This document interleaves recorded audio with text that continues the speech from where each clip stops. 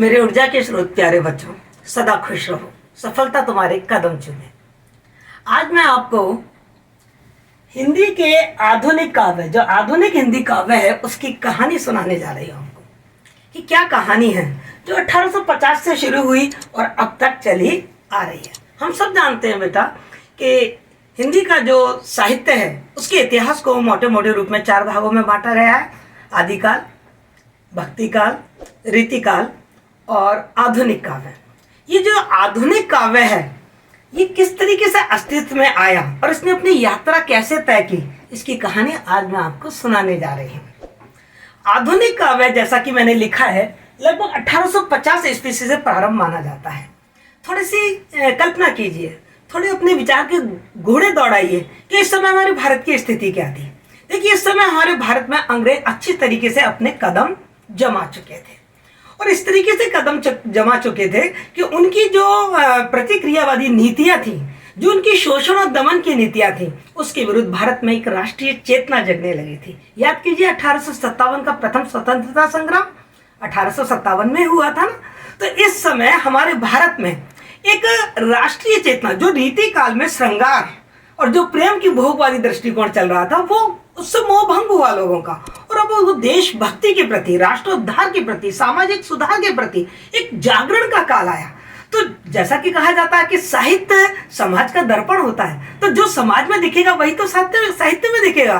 तो वही प्रवृत्तियां अब इस आधुनिक काव्य की जो प्रवृत्तियां बन गई कि यहाँ हमें जागरण दिखाई दे रहा है, राष्ट्रीयता की भावना दिखाई दे रही है। तो सबसे पहली चीज जो मैं आपको बताऊंगी कि आधुनिक काव्य में आपको ध्यान रखने वाली बात है, वो ये ध्यान रखने वाली बात है कि हमारे भारत में राष्ट्रीय चेतना का स्वर, राष्ट्रीय चेतना का स्वर चारों तरफ उठ रहा था और वही चेतना का स्वर हमको अपने साहित्य में भी दिखाई देता है। दूसरी बात, इस समय अंग्रेज अपने ईसाई धर्म का प्रचार प्रसार कर रहे थे। अब जब वो अपने धर्म का, ईसाई धर्म का प्रचार प्रसार कर रहे थे तो कविता के माध्यम से तो नहीं करते या अंग्रेजी भाषा के माध्यम से तो नहीं करते, क्योंकि उन्हें जनता तक पहुंचना था। और जनता में भी मैं आपको बता दूं, ईसाई धर्म के लिए उन्होंने जो नर्म चारा महसूस किया, वो वर्ग पीड़ित, जो थोड़ा पीड़ित था, उस वर्ग को उन्होंने टारगेट किया, जो पिछड़ा वर्ग था। तो उनकी जनभाषा में तो वो अपने इतिहास, अपने धर्म का प्रचार प्रसार करते।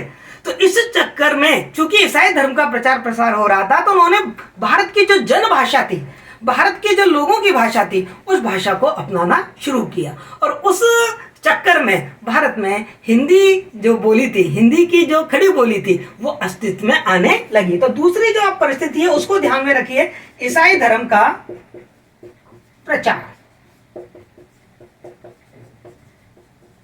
तीसरी बात विज्ञान से जुड़ती है। तीसरी बात यह है कि इस समय छापे खाने का आविष्कार हो चुका था। छापे खाने का आविष्कार।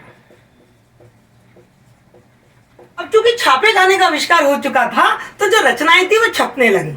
अब देखिए, मैं आप सोच रहे हैं मैं ये तीनों परिस्थितियां क्यों बता रही हूं। अरे भाई, परिस्थितियों से तो ये चीजें पनपती हैं। हमारे आधुनिक काव्य की जो मुख्य 2 विशेषताएं बताने जा रही हूं मैं, मुख्य 2। यदि कोई आपसे पूछे ना कि आधुनिक काव्य की केवल 2 विशेषताएं बता दीजिए, तो आप 2 विशेषताएं बताएंगे: हिंदी की खड़ी बोली का विकास और गद्य का विकास। हुआ यह है कि जैसे छापे खाने का आविष्कार हुआ, रचनाएं लिखी जाने लगी।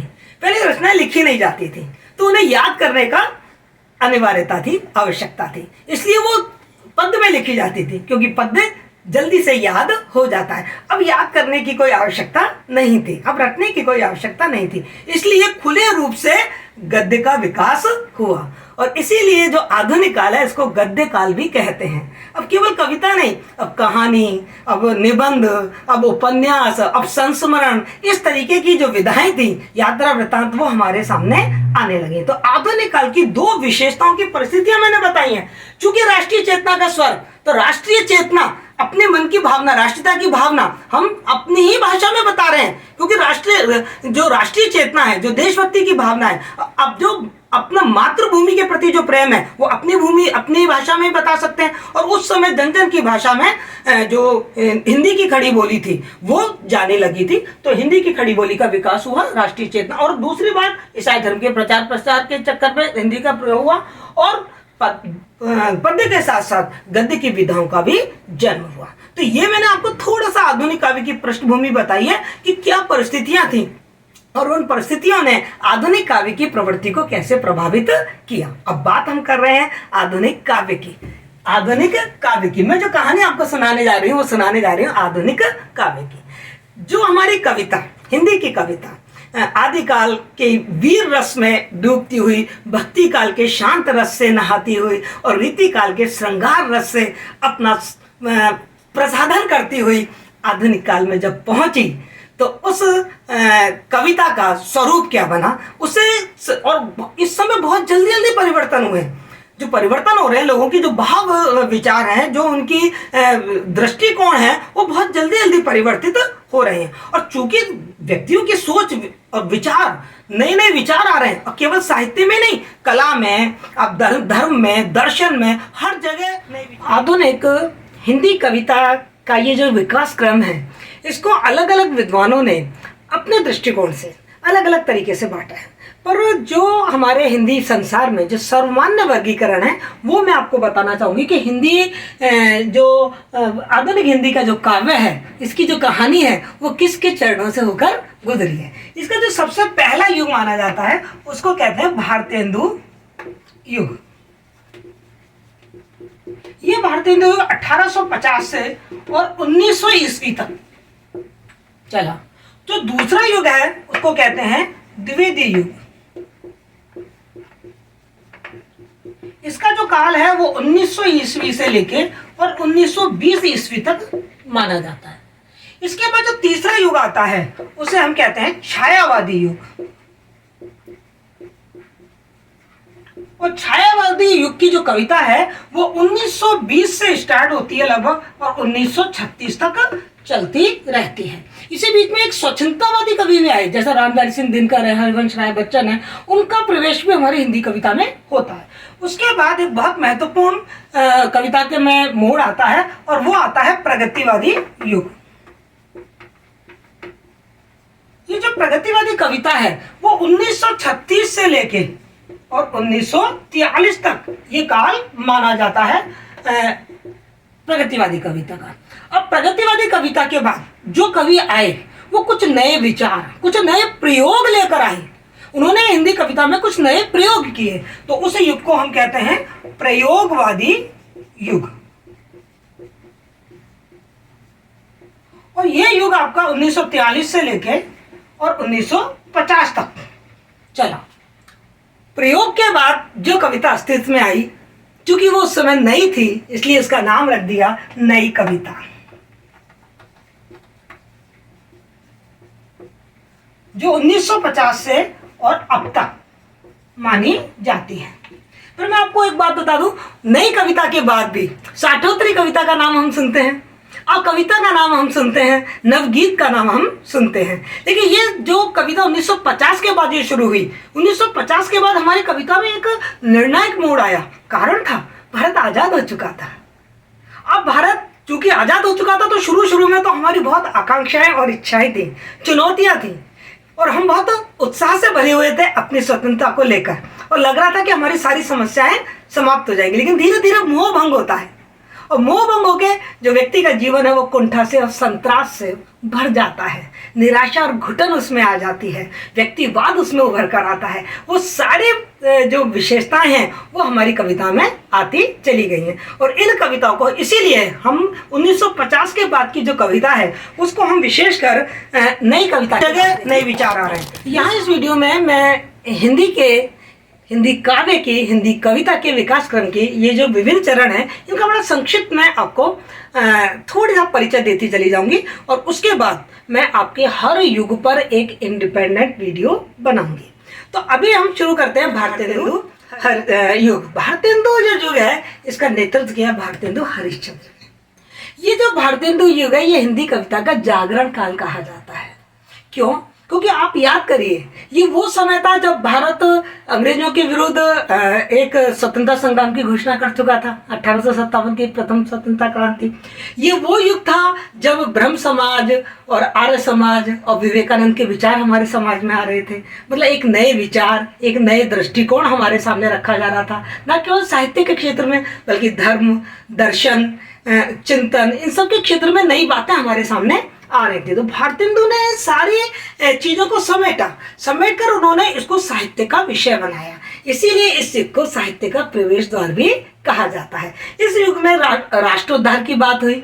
इस युग में हमारे भारत का जो अतीत का गौरव था उसका गान किया गया। इसके साथ ही साथ राष्ट्रीय चेतना की मुखर स्वर हमको इस युग की कविता में देखने को मिलता है। इस युग के जो कवि थे, भारतेंदु हरिश्चंद्र के साथ साथ प्रताप नारायण मिश्र का नाम बहुत प्रमुखता से आता है, चौधरी बद्री नारायण का नाम आता है, लाला सीताराम का नाम आता है। और ये जो रचनाकार थे, इन्होंने हिंदी साहित्य को एक दिशा और एक दशा प्रदान, मतलब अच्छी दशा प्रदान की।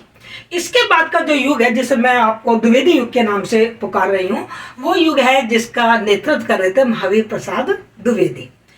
ये जो युग है ना, हिंदी के शुद्धिकरण का युग है। हुआ क्या था कि जब भारतेंदु युग में राष्ट्रीय चेतना की बात हो रही थी, और जब राष्ट्रीय चेतना की बात अपनी मातृभूमि से जुड़ी हुई थी, अपने देश प्रेम से जुड़ी हुई थी, तो हमको जो कविता लिखनी थी वो अपने जन भाषा में लिखनी थी, यानी कि हिंदी भाषा में लिखनी थी। उस समय काफ़ी जो अंग्रेजी भाषा के धुरंधर व्यक्ति थे वो हिंदी कविता में आए और अपने देश प्रेम से प्रेरित होकर वो हिंदी में अपनी कविता लिखने लगे। लेकिन हिंदी उस समय इतनी शुद्ध नहीं थी, है ना। ये जो युग है, द्विवेदी युग है, ये हिंदी की शुद्धिकरण का युग है। महावीर प्रसाद द्विवेदी ने बहुत काम किया हमारे हिंदी की शुद्धिकरण के लिए। उन्होंने हिंदी को व्याकरण सम्मत बनाने के लिए एक तरीके का अभियान सा चलाया।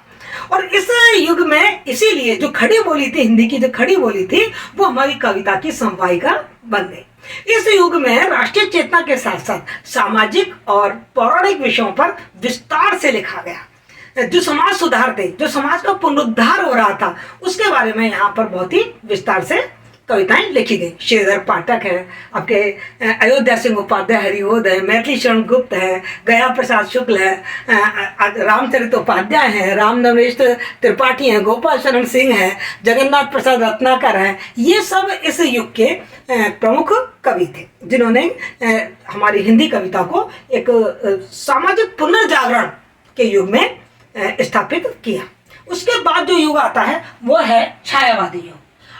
छायावादी क्या युग है? ये छायावादी जो युग है वो शुरू होता है आपका 1920 से और 1936 तक है। छायावादी युग को ये श्रेय जाता है कि इसने हिंदू कविता में आधुनिकता और नवीन युग का सूत्रपात किया। डॉक्टर नगेंद्र ने छायावाद को स्थूल के प्रति सूक्ष्म का विद्रोह कहा। आचार्य नंद दुलारे वाजपेयी का कहना है कि छायावाद क्या है, मतलब हमारे मानस में प्रकृति और मनुष्य का जो व्यक्त सौंदर्य है ना, उसमें आध्यात्म की छाया देखना ही छायावाद है। तो ये एक नई प्रकृति हमारे सामने आई जिसमें सौंदर्य का वर्णन है, जिसमें प्रकृति का क्या कहना चाहिए मानवीकरण किया गया है, जिसमें अलंकारिकता है, और जिसमें जो भाषा है उसका हिंदी की जो भाषा है उसका बड़ा परिष्कृत और परिमार्जित रूप हमको देखने को मिलता है। साथ के साथ एक रहस्यवाद हमें यहाँ दिखाई दे रहा है, अलौकिक प्रेम और सौंदर्य अनुभूति का बड़ा विशद वर्णन हमको यहाँ पे मिलता है। इसके साथ ही साथ हम देख रहे हैं कि दर्शन और जो अद्वैतवाद, सर्वात्मवाद ऐसी चीजें हैं, उनका प्रभाव हमारे साहित्य में हमको देखने को मिल रहा है। हमारे समाज में एक समन्वयवाद, विश्व बंधुत्व की भावना हमको देखने को मिल रही है। इस तरीके की मतलब जो भावनात्मक हमारा तत्व था वो यहाँ पर बहुत ज्यादा प्रबल होकर हमारे सामने आता है। और छायावाद के जो प्रमुख कवि है वो आप सब जानते हैं। छायावाद का प्रणेता माना जाता है जयशंकर प्रसाद को, और उनके साथ महादेवी वर्मा, सुमित्रानंदन पंत और सूर्यकांत त्रिपाठी निराला, ये जो लेखक थे, इन चारों लेखकों को छायावाद का वो मतलब आधार स्तंभ माना जाता है कि ये इसके आधार स्तंभ थे। और इन्होंने इस तरीके से हिंदी कविता को एक सौंदर्य अनुभूति से और एक वाद से जोड़ा।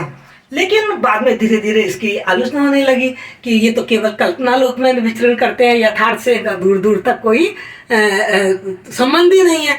और उस समय हमारे समाज में हम क्या देख रहे थे कि काफ़ी सारी सामाजिक बुराइयां थी, नारी का उत्पीड़न हो रहा था, श्रमिकों का, कृषकों का शोषण हो रहा था, चारों तरफ भूखमरी थी, गरीबी थी। इस पर कविता लिखना जरूरी था। हमारे जो कवि हैं वो जागकर और उन्होंने इस कविता को समाज से ले जाकर जोड़ दिया। तो राजनीति में जो साम्यवाद था, आप देखिए 1917 में रूस में बोल्शेविक क्रांति हो चुकी थी, मार्क्सवाद, साम्यवादी जो शासन है वो स्थापित हो चुका था, और जो मार्क्सवादी विचारधारा है वो धीरे धीरे सब जगह फैल रही थी। हमारे भारत में भी उसका प्रचार प्रसार हो रहा था। तो राजनीति में जो मार्क्सवाद था, राजनीति में जो साम्यवाद था, वही काव्य के क्षेत्र में प्रगतिवाद कहलाया। और प्रगतिवादी कविता में हमें राजनीतिक, आर्थिक और सामाजिक शोषण की मुक्ति का स्वर प्रमुख रूप से सुनाई देता है।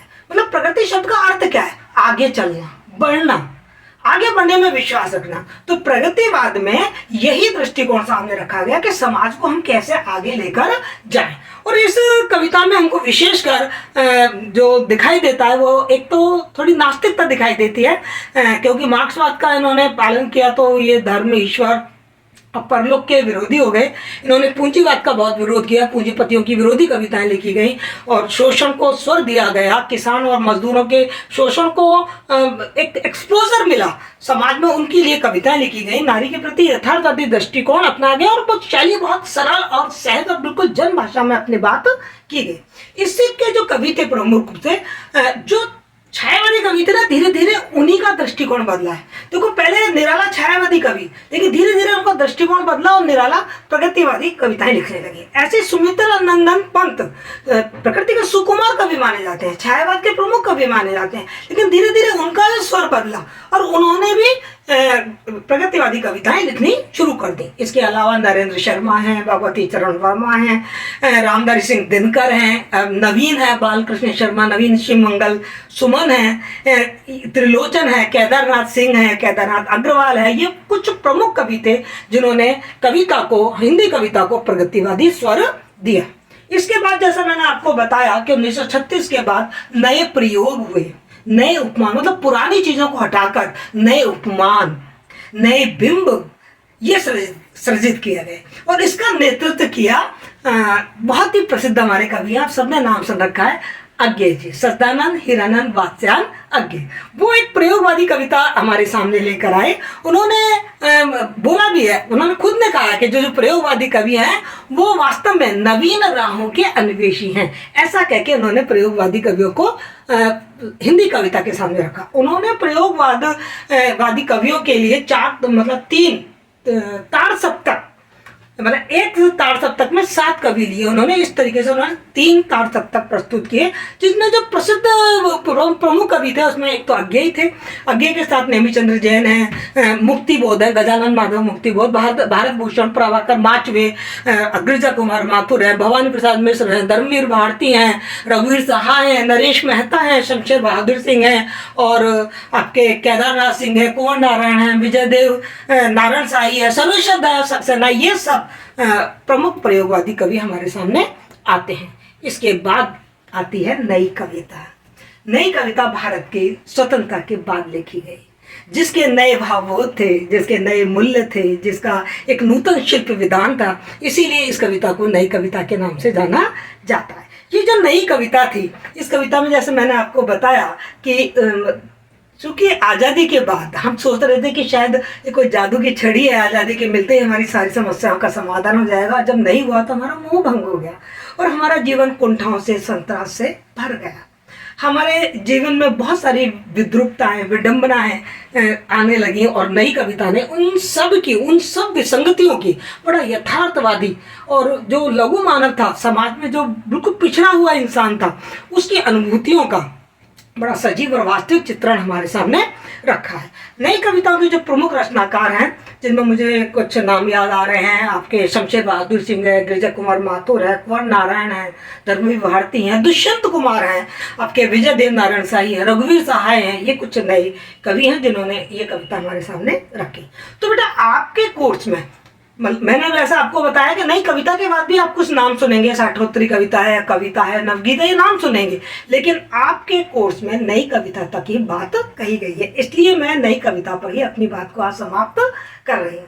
तो ये थी आपकी आधुनिक हिंदी काव्य की छोटी सी कहानी जो मैंने आपके सामने रखी कि इसका जो उदय है वो किन परिस्थितियों में हुआ और इसकी प्रमुख विशेषताएं क्या रही। जैसे मैंने जो विशेषताएं आपको बताई है ना, भारतीय हिंदू काल से नई कविता तक, यदि इन सबको अपन मिला लेते हैं तो ये आधुनिक काल की विशेषताएं मानी जाएंगी कि राष्ट्रीय चेतना का भाव आ रहा है और अलग अलग कौन कौन से युग इस कविता में हुए और उन युगों की कविता की क्या विशेषता रही, वो संक्षिप्त में मैंने आपको बताई है। आशा है आपको ये कहानी पसंद आई होगी। यदि पसंद आई है तो मेरे इस वीडियो को लाइक कीजिए, पसंद कीजिए, शेयर कीजिए और मेरे चैनल को सब्सक्राइब कीजिए। Thank you so much.